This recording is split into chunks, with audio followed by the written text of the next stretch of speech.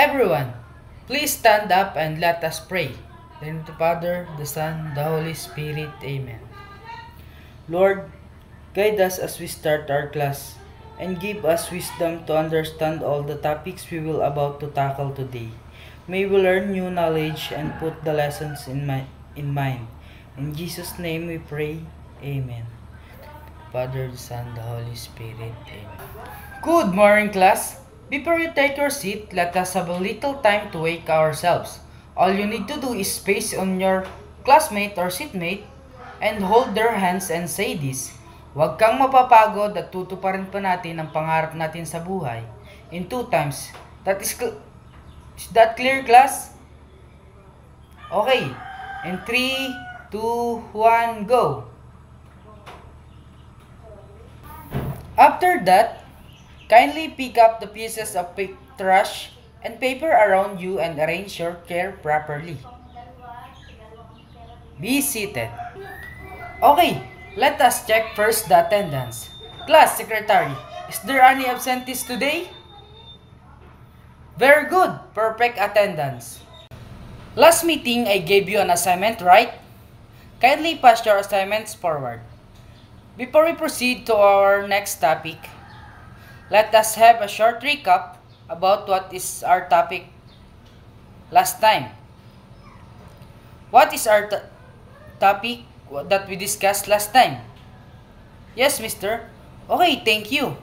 Our last topic is all about calculation using the 4 basic mathematical operation. For the next question, what are the 4 basic mathematical operations? Yes, mister. Okay, thank you. The 4 mathematical operations are addition, subtraction, multiplication, and division. It seems that you really understood our topic. Before we proceed to our topic, let's have an activity. I have here some pictures that will help you to answer. And all you need to do is guess what is it based on the pictures. This activity is entitled Complete Me. This is the mechanics of the game. This is a Complete Me. This game will be played by picking your name at the box. When I pick your name, they will stand and answer by guessing the pictures and arranging the Complete Me. You only have 5 seconds to answer. This game continues until all the pictures and words were answered. The player who correctly guessed will receive a prize. Do you understand, class? Are you excited to our activity, class? Let's start the activity. This is the first picture. Okay, Mr. Aguba. Okay, thank you. Your answer is correct.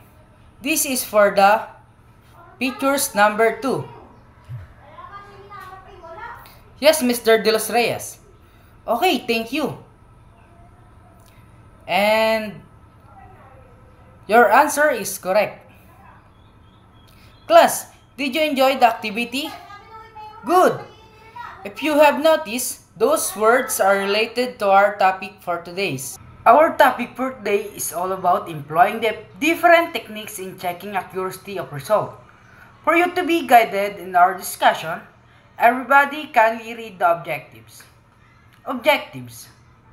At the end of the lesson, the student should be able to: first is define the different techniques in checking accuracy of result. For number 2, identify record keeping in swine production. And for number 3, appreciate the importance of employing different techniques in checking accuracy of result.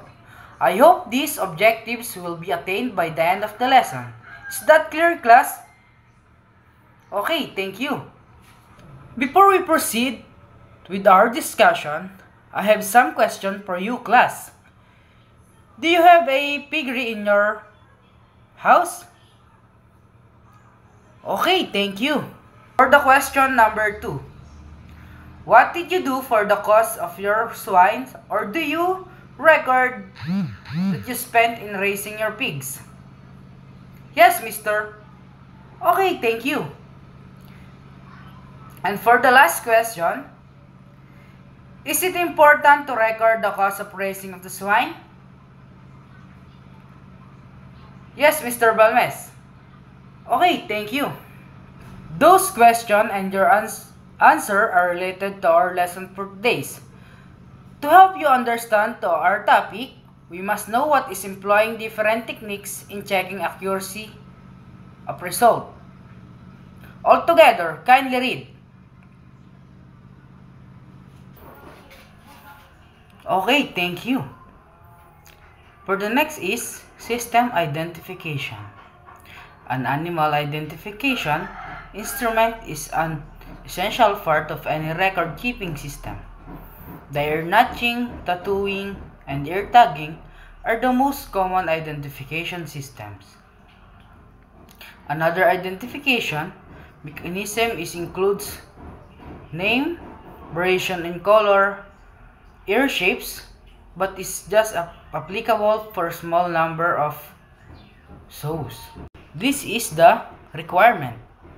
The requirements are all pigs being consigned for sale or to a slaughterhouse or slaughter knackery must be identified by either a tattoo mark or ear tagging depending on body weight before leaving their original property. The next one is pigs with a body weight less than 25 must be tagged with an approved ear tag. Those tags have numbers identical to the tattoo brand. Tattooing pigs of less than 25 kilograms of body weight is not an option. They have to be ear tagged. The next one is pigs weight more than 25 kilo must be tattooed with the owner's tattoo brand. And pigs that were purchased earlier and then sold must be tattooed with the brand of the tattoo dispatching equipment. Did you get it, class? Okay. Who wants to read the notching? Okay, Mr. Aguilar.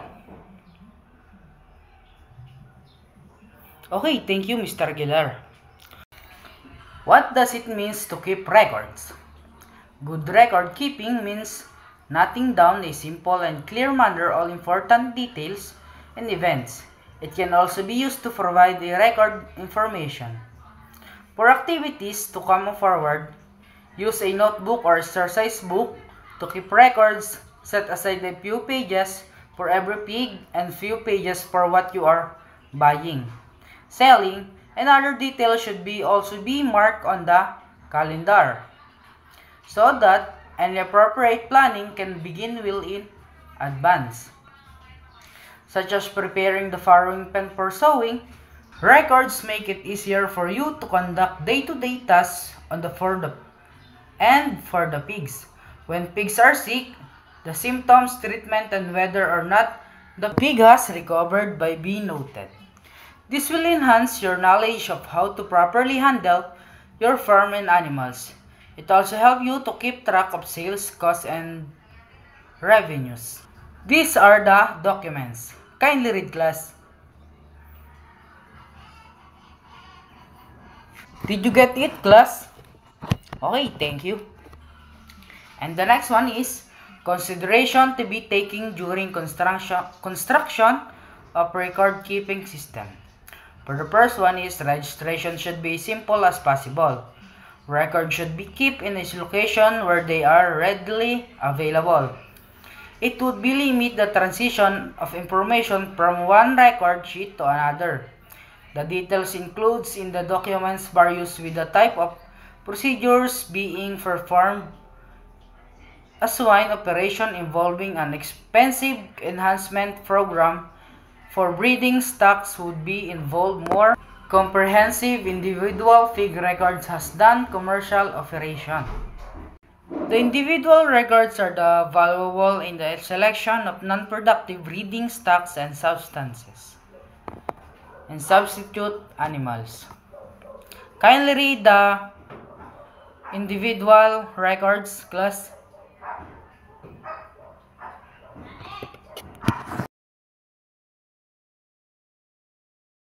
Okay, thank you. This is the records of the herd. A record sheet shall be held which summarize important aspects of herd performance on a weekly or monthly basis.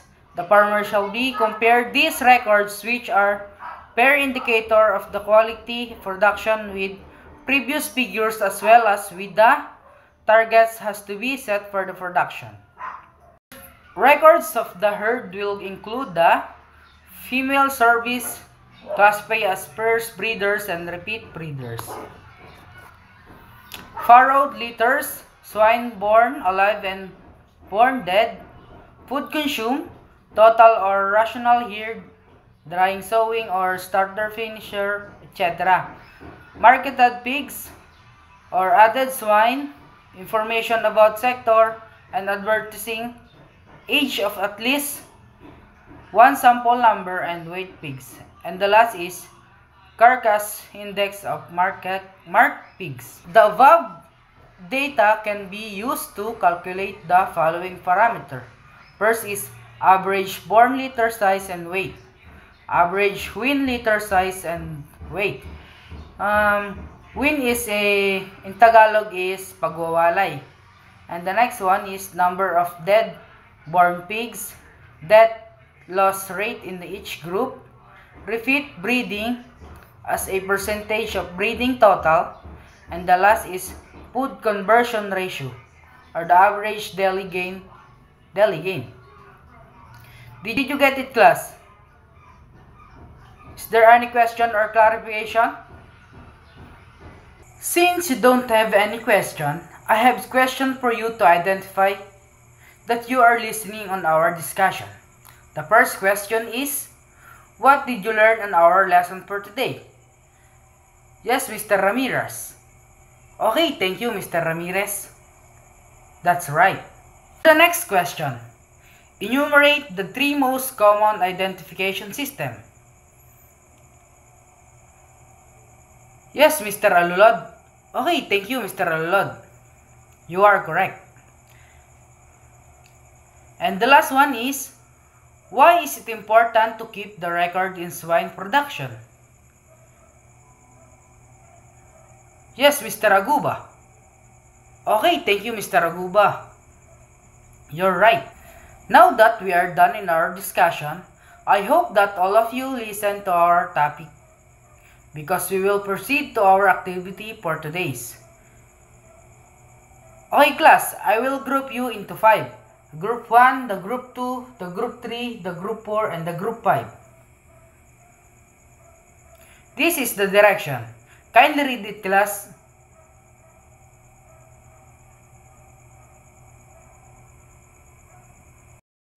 Okay, class. Thank you for your cooperation. Now, class, please arrange your seat and go back to your proper seat. Okay, class, I'll give you 10 minutes to answer it on 1/2 sheet of paper. You may now start now.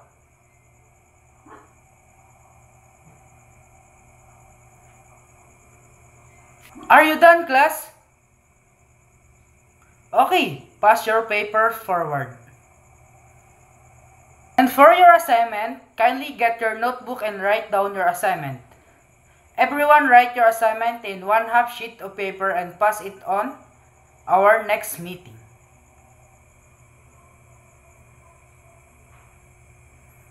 Are you done, class? And before you leave the classroom, pick up the pieces of paper under your chair. Praise be Jesus Christ. Goodbye, class.